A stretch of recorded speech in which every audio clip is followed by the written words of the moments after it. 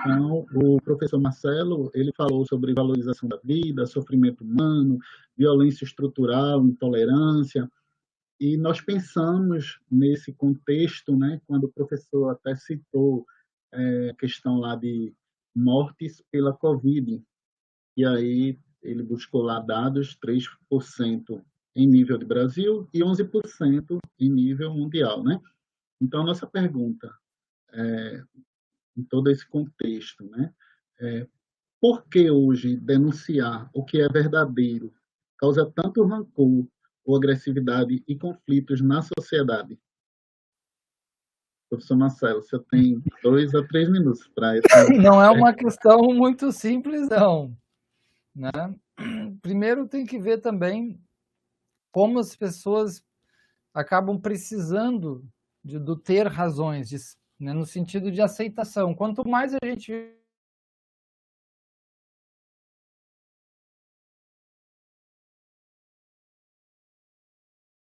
uma sociedade fragilizante, traumas vão precisar de uma aceitação externa, né? Recursos externos, né? Materiais, de poder, né?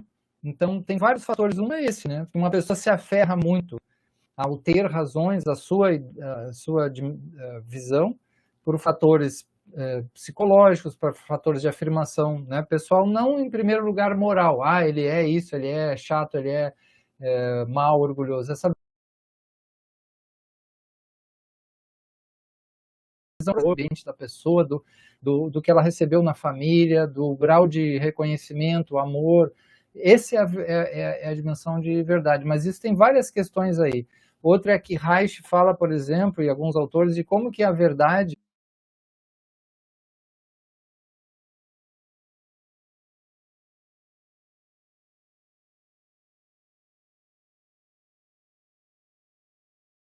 né, tem uma conexão com a sua estrutura orgânica corporal psicológica. Isso Reich, Wilhelm Reich mostrava, um dos que melhor mostra isso. Então, um pensamento rígido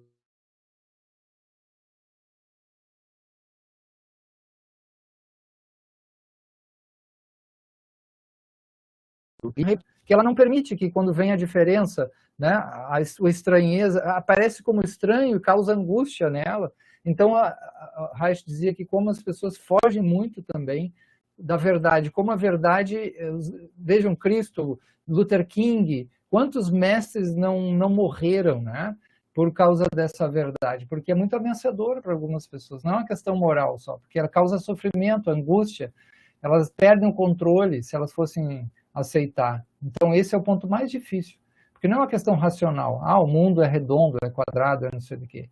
A pessoa só defende isso por condições de organização bioenergética, corpóreo, emocional, relacional. Esse é um ponto bem importante, mas aí teria muitas coisas para ir aí dentro.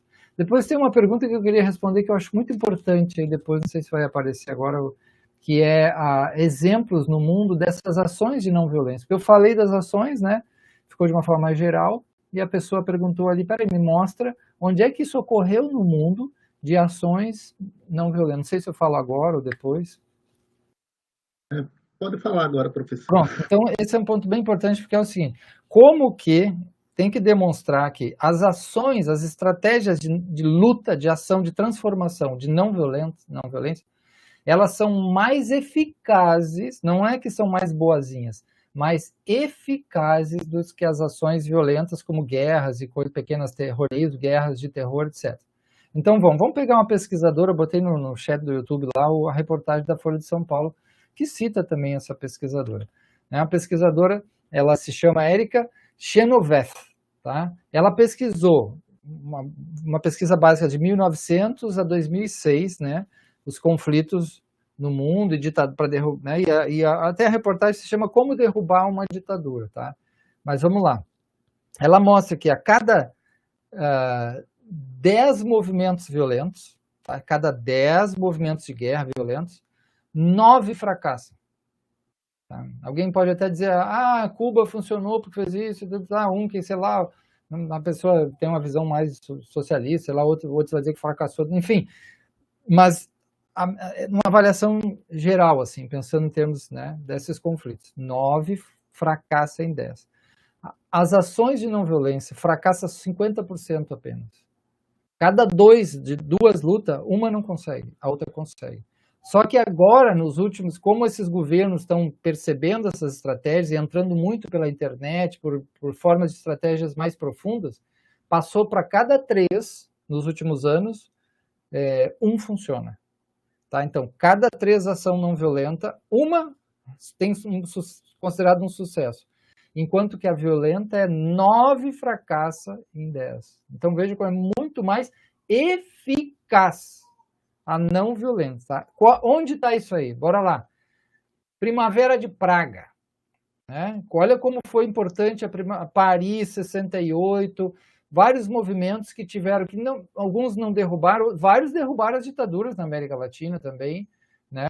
Então, veja, foram ações, não foi a guerrilha foi acabada, né? Foi horrível o que fizeram com aqueles pretensos guerrilheiros no Brasil e outros lugares. Alguns conseguiram, vamos deixar em stand-by isso aí. Então, vê, 68, pipocou em vários lugares e tinha uma característica de não violência na maioria delas, tá? Revolução dos Cravos, pessoas na rua em Portugal, 1974, transformou Portugal. Polônia, né? O Solidariedade contra aquela época era uma conexão com o comunismo soviético, foi derrubado. Sérvia, Milosevic caiu em 2000 com a Revolução Bulldozer, que foi uma coisa mais linda e inspirada no Gene Sharp, que eles insistiram e derrubaram. Inclusive lá o voto era impresso, o cara já estava todo, o presidente lá, Milosevic, tudo pronto já, os votos já corrompidos, né?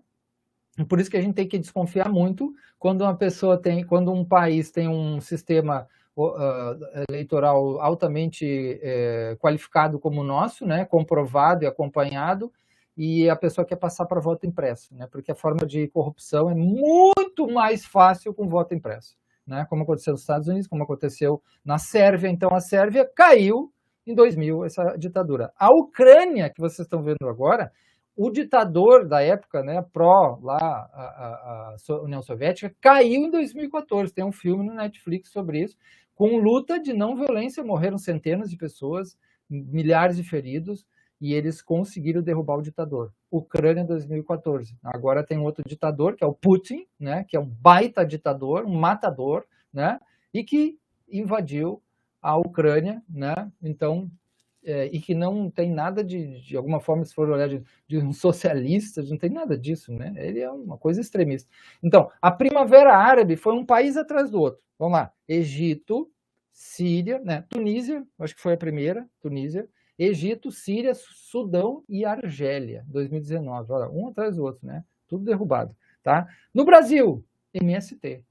O MST, ele tem uma filosofia, né? Mesmo que não tenha um nome lá, muito parecido com o que Gandhi queria organizar as terras, né, as comunidades agrárias, e se libertar também de várias dominações. Então, o MST no Brasil, ele tem uma ação de luta forte, não violenta. Você não pode matar. Eu sei de casos que aconteceram, porque revidou, não sei o quê, mas são apêndices, não são o modelo. O modelo é de se você... Vários morreram, como na Índia, né? Essas lutas, elas são as mais corajosas, porque você tem que ser mais corajoso que um machão, do que o policial que está ali armado, porque você vai sem arma.